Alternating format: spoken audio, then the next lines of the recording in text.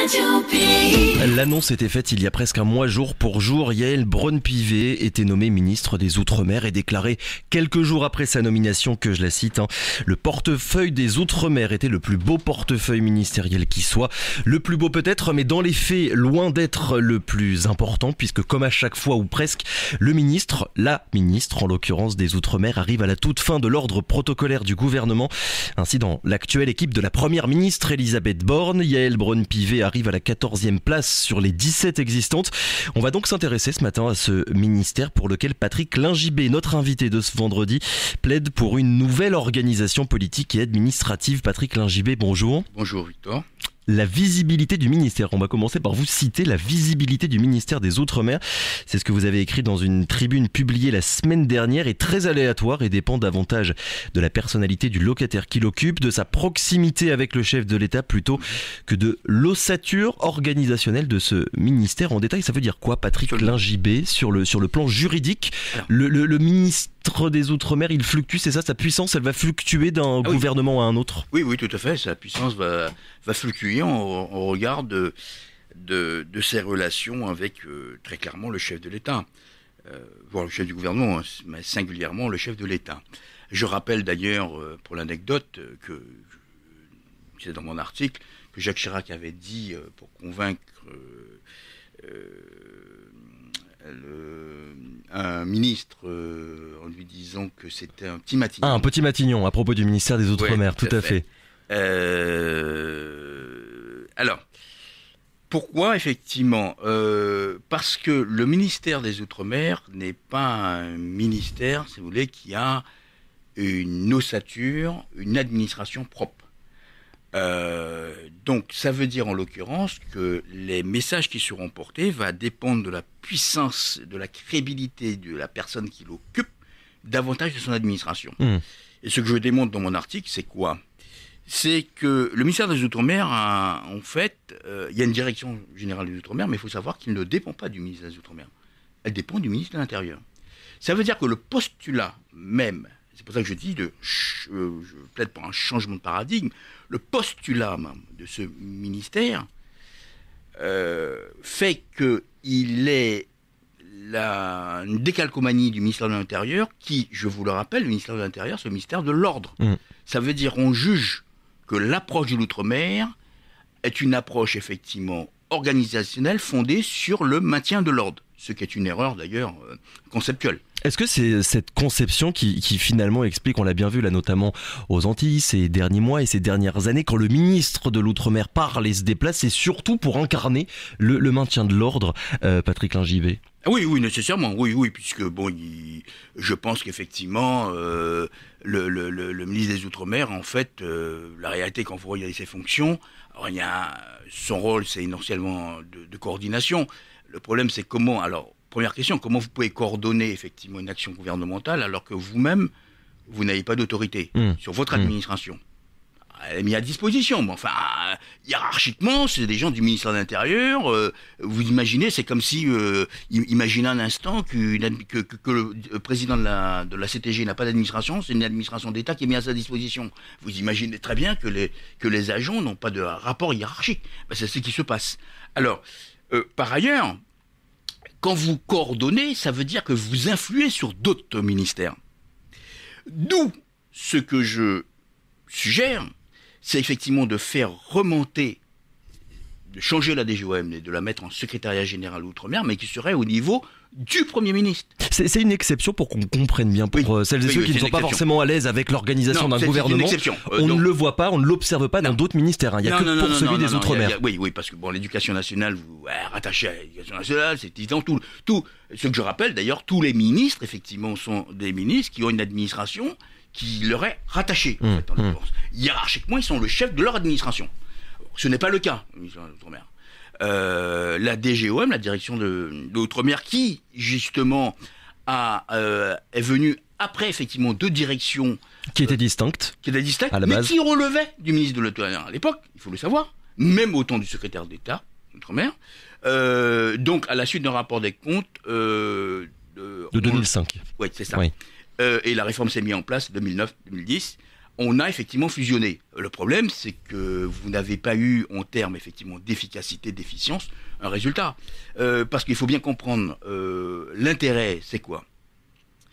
Quand vous pesez rien, vous écoutez pas. On l'a vu d'ailleurs, les 24 derniers mois pour la crise Covid. Je suis désolé, mais l'Outre-mer était plutôt effectivement dans une position de suivisme d'un. Or finalement, c'est pas ça. Et en fait, je veux dire par là que la configuration telle qu'il a été pensé, justement, c'était de permettre à l'Outre-mer de coordonner effectivement des politiques, la politique gouvernementale, en l'adaptant au niveau de la. C'est pas la décalcomanie d'une politique standard et que vous dites à la. C'est pas ça en fait. Ça veut dire que vraiment le premier problème, c'est celui On a un problème majeur de la visibilité.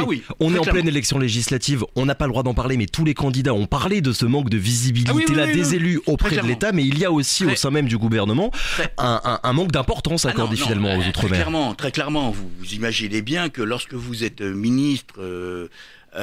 Et que vous devez faire valoir effectivement, parce que c'est ça en fait, porter en fait des messages qui fondent une politique différenciée, répondant aux problématiques sociétales de territoire, non seulement globalement à l'outre-mer, on sait très bien qu'il y a différent, mais en fait territoire par territoire. Ça veut dire qu'il faut que vous ayez une maîtrise, de la vision synoptique de l'outre-mer, ça demande une administration vraiment importante et développée, oui. Et puis techniquement. Deuxièmement, une connaissance très claire par territoire. Ça veut dire que au ministère de l'Outre-mer, on doit avoir des gens qui sont là par détermination et dévotion, et non pas des gens qui sont là pour des carrières techniques parce qu'ils sont affectés au gré effectivement des changements. Un petit peu finalement ce qu'on voit pour le ministère des Affaires étrangères, où il y a des conseillers pour chaque région, on va dire, du monde. Il faudrait la même chose pour le ministère des Outre-mer, et ça n'existe pas. Non, ça n'existe pas. Et ça changerait quoi d'avoir une administration native, comme vous dites, qui soit véritablement associée au ministère? Déjà, vous auriez des gens qui ont une meilleure connaissance de l'outre-mer, déjà. Et puis vous auriez... Alors pourquoi effectivement je disais au niveau du Premier ministre? Parce que vous imaginez bien que quand vous êtes effectivement au lever du Premier ministre, tout le monde se plie, y compris Bercy. Voilà. Ce qui explique... Je prends un exemple, je vais vous dire, cet article, je l'ai écrit à la suite de 2 constats. Le premier, vous prenez un ministre, le ministre de l'égalité, chargé de l'égalité. C'est un ministre délégué, qui, pas un grand ministère, et pourtant, les politiques d'égalité avancent. Pourquoi? Parce qu'elle dépend du Premier ministre. Et lorsqu'elle parle, elle préside au nom du Premier ministre, tout le monde se plie. C'est ça. Je rappelle d'ailleurs que les portefeuilles ministériels sont des attributions données par le Premier ministre. Parce qu'on l'oublie souvent, celui qui est le chef de file et celui qui a le pouvoir réglementaire en France, article 21, deuxième alinéa de la Constitution, c'est le Premier ministre. C'est pour ça qu'il y a des décrets qui fixent les attributions d'un ministre. Donc celui, effectivement, le ministère de l'Outre-mer. Et deuxième élément là-dessus, c'est que je me suis rendu compte, moi, dans mes réunions que je provoque à Paris sur, effectivement, les problématiques juridiques pour l'Outre-mer, et j'ai commencé une série de réunions pour territoire par territoire, pour aborder les problèmes judiciaires, juridiques qu'il y a. Et moi, je me suis étonné qu'il y ait un absent, ministère des Outre-mer. Parce que la chancellerie ne comprend rien à l'Outre-mer. J'ai abordé les situations, effectivement, de Wallis et Futuna et de Saint-Pierre-et-Miquelon, mais je faisais un cours de droit. Parce qu'en fait, on ne savait pas ce qui s'y passait. Mais d'où ça vient? D'où il vient ce manque de technicité finalement des fonctionnaires qui travaillent? Non, parce que l'Outre-mer est spécifique. C'est pour ça que vous devez avoir... Et d'ailleurs, je n'invente rien, parce que vous avez ce qu'on appelle la légistique, qui est effectivement la technique de développement, de production des textes. Et on vous dit dans ce texte que le ministère des Outre-mer doit impérativement être associé à toutes les dispositions qui s'appliquent en Outre-mer. C'est pas fait. Pourquoi c'est pas fait?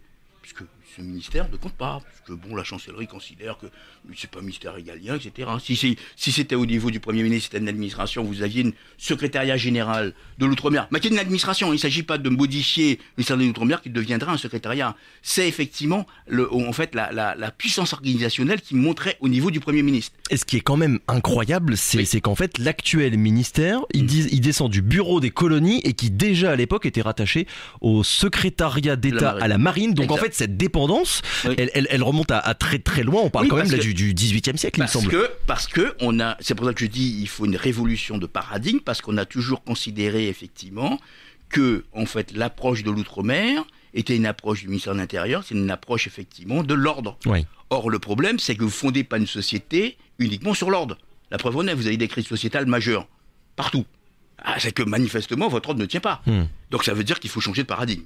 Parce que Et comment on change ce paradigme, Patrick Lingibé? Qu'est-ce qu'il faut faire exactement dans les faits? déjà, il faut transformer l'administration, il Oui. faut la faire remonter. Et je pense que, honnêtement, si on avait une administration qui était autre au niveau et je ne suis pas le seul à poursuivre, parce qu'il faut savoir, beaucoup de personnes, cet article que j'ai écrit, j'ai été Contacté par beaucoup d'autres personnes. félicité d'ailleurs. Qui connaissent le ministère des Outre-mer, donc je vous parle de personnes hexagonales, hein. Donc, Et le ministère des Outre-mer, est-ce qu'il vous a répondu? Est-ce que vous avez déjà été en contact avec eux? Et est-ce qu'ils ont, sur le fond, quelque chose alors le ministère des à Outre-mer, en dire? tout cas, Est-ce qu'il y a une autocritique de leur alors, part? la ministre des Outre-mer, elle arrive, elle connaît, elle ne connaît pas. Alors moi, l'actuelle ministre des Outre-mer, je la connais indirectement. Pourquoi? Parce qu'elle était présidente de la commission des lois de l'Assemblée nationale. Oui, c'est une ancienne avocate. Hein. Oui, mais dans ses fonctions de députée, il faut le savoir, c'est qu'elle a été informée de mes travaux, puisqu'elle a écrit au président de la conférence des bâtonniers pour dire effectivement... D'accord. Donc, on verra. Bon, je pense que j'aurai l'occasion effectivement d'échanger avec elle vraisemblablement là-dessus. Bon, reste le résultat des élections. Hein, d'ailleurs. Vous savez très bien que les ministres, pour qu'ils se maintiennent, il faut qu'ils soient réélus. Hein. Ma question, elle portait pas forcément et pas nécessairement sur la personne du ou de la ministre des Outre-mer, mais vraiment sur les fonctionnaires qui y travaillent. Nous sommes Est-ce d'accord, non, non, mais qu'ils c'est sont ça, c'est conscients de ça? C'est ça. Oui, certains fonctionnaires. Oui, tout à fait. J'en ai discuté avec certains. Oui, bien sûr. Oui. Et ça changerait quoi si le Premier ministre, le Président de la République changerait véritablement de politique et de moyens accordés? Déjà indépendamment, parce que si vous voulez, le rôle protocolaire dans le gouvernement, c'est pas ça qui est intéressant. Moi, très sincèrement, s'il faut être le deuxième, troisième et ne pas avoir de prérogatives, ça n'a aucun sens. Bien sûr. Moi, je suis pragmatique. Moi, c'est de savoir effectivement à partir, parce que l'outre-mer doit avoir des politiques ambitieuses, audacieuses et disruptives, je le dis. Je continue de vous citer Patrick Lingibé. Hein. Il convient donc de redonner l'esprit et la culture outre-mer aux structures humaines de la rue Oudinot. Hein. C'est la rue du ministère des Outre-mer. Il est plus qu'impératif de redonner l'esprit aux outre-mer, aux agents du ministère des Outre-mer. On ne doit venir à ce ministère que par choix et dévouement. Du coup, je vais vous poser la question, Patrick Lingibé. Être nommé ministre des Outre-mer, travailler au ministère des Outre-mer, est-ce que c'est vu encore aujourd'hui comme une punition ? Enfin, je pense que les gens qui sont, par rapport à effectivement, parce que, comme je vous l'ai dit, depuis 2013, vous avez un décret qui a organisé le ministère de l'Intérieur. Ce qui est curieux, c'est que vous vous dites, Direction Générale Outre-mer, vous devriez avoir un décret organisationnel du ministère de l'Intérieur. Il y en a, du ministère des Outre-mer. Il n'y en a pas. Et vous retrouvez dans la description du ministère de l'Intérieur la Direction Générale Outre-mer. Qui, on vous dit, qui est mis à disposition du ministre des Outre-mer. Mais enfin bon, mettre à disposition, ce n'est pas avoir une... Donc ça veut dire, en l'occurrence, vous avez des agents, c'est pour ça que je vous disais, il fallait renouer avec une culture outre-mer, c'est-à-dire que vous avez, ne serait-ce, d'ailleurs, il y aurait à ce moment-là plus d'ultramarins, parce que, bon, très clairement, l'outre-mer intéresse qui à part les ultramarins? Il faut être honnête. Et justement, puisque vous en parlez, est-ce que politiquement il y a un message? Est-ce qu'il n'y a pas un message dans la nomination des deux derniers ministres, Sébastien Lecornu et Yaël Braun-Pivet, de personnes de l'Hexagone et pas d'outre-mer? Oui, c'est un point. Oui, je l'avais soulevé. Donc, bon, après, ça c'est juste symbolique ou vraiment ça dit quelque chose quand même de l'intérêt accordé par le gouvernement au territoire d'outre-mer? Moi, c'est, si vous voulez, la politique. Je pense, par exemple, la politique de tout le Covid, effectivement, a été mal pensée. Outre-mer, je pense, et c'est pas faute d'avoir eu des alertes. En l'occurrence, il y a eu celui de Georges Passion, je me rappelle au Sénat. Il y a eu des députés ultramarins qui sont intervenus, qui ont dit attention, vous ne pouvez pas appliquer. En fait, finalement, ça a été pour moi une catastrophe. Ça s'est avec une radicalisation qu'on aurait pu éviter. Voilà, c'est cette approche de maintien de l'ordre, justement, qui est le soubassement de toute approche politique, et qui est une erreur majeure. Parce que plus vous raidissez, vous dites on va affirmer l'autorité. Le problème, c'est que l'autorité, c'est prouvé sociologiquement. Quand vous finissez par imposer uniquement par la force la norme, elle ne résiste pas. C'est de là que naît les révolutions. Je vais vous prendre un exemple basique. Pourquoi nous arrêtons à un feu rouge? Il y a certainement une sanction, bien sûr. Mais parce que nous considérons effectivement la norme est valable. Oui, on se dit c'est normal de s'arrêter à un feu rouge. Si vous n'avez pas de consentement à la norme, parce que vous ne la partagez pas, ça crée des troubles. Et donc un besoin de plus en plus d'ordre de la part des autorités gouvernementales. Il y aurait une meilleure visibilité de l'outre-mer au niveau du concert gouvernemental. Je pense que cette approche du maintien de l'ordre, effectivement, aurait laissé place à une autre approche, effectivement, plus éducative, plus effectivement partenariale. Dernière question, Patrick Lingibé. Est-ce que finalement cette faiblesse, on va dire, du ministère des Outre-mer, elle se voit surtout quand on vote le budget de l'État? Il y a un volet Outre-mer, c'est vrai, mais qui est incomplet en quelque sorte, parce qu'il y a d'autres fonds qui concernent l'Outre-mer, mais qui sont compris dans d'autres budgets, d'autres ministères, éducation, économie, intérieur, défense, etc. Ça se voit vraiment à ce moment-là que le ministère des Outre-mer, il pèse pas grand-chose. Tout à fait. D'autant que justement, avec la réforme qu'il y a eu du ministère des Outre-mer, il faut savoir qu'avant, le ministère des Outre-mer contrôlait, pilotait la politique financière de l'Outre-mer. Oui, tout à fait. Les dotations étaient au niveau du ministère de l'Outre-mer. C'est plus le cas. Vous avez une ingérence du ministère de l'Intérieur. Et puis, merci. C'est plus effectivement les techniciens du ministère de l'Intérieur qui vont négocier effectivement des dotations. Alors vous imaginez en fait le cas. C'est-à-dire comment effectivement comprendre les besoins, par exemple, d'une collectivité comme la Guyane, ou on va prendre un autre cas, de Mayotte, parce que Mayotte c'est un défi pour la République, sans que vous ayez des gens qui sont pénétrés en fait de l'équation ultramarine. Voilà la problématique. Et après, ça vous donne des politiques qui sont totalement déconnectées de la réalité. D'ailleurs, vous posez la question effectivement du titulaire, du locataire de la rue Oudinot. Alors, la question s'est posée, puisque depuis, vous saviez, depuis Sarkozy, il y avait eu des nominations. Pour Emmanuel Macron a effectivement fait une rupture. On m'a expliqué que c'était dû parce qu'effectivement, les ultramarins disaient oui, mais comme ça, on ne pourra pas accuser le ministre. Oui, avec d'éventuels conflits d'intérêts, d'un ministre guadeloupéen qui pourrait favoriser la Guadeloupe, par exemple. Les conflits d'intérêts se contrôlent quand même. Je peux vous en parler, je reviens. Non, mais je relate l'argument qui est donné par le gouvernement. C'est pas mon avis du tout.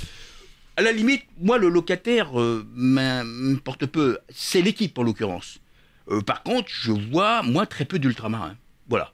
Je note ça. Pour une refonte totale, on l'aura bien compris, du ministère des Outre-mer. Merci c'est un enjeu beaucoup. Majeur on en reparlera évidemment parce que c'est un enjeu évidemment dans les mois qui viennent. Merci beaucoup Patrick Lingibé d'avoir été avec nous ce matin. Pour ceux que ça intéresse de lire en intégralité cette tribune signée Patrick Lingibé, ça se passe et c'est gratuit sur le site outremer360.com. Merci encore, très bonne journée à vous. Radio Pays.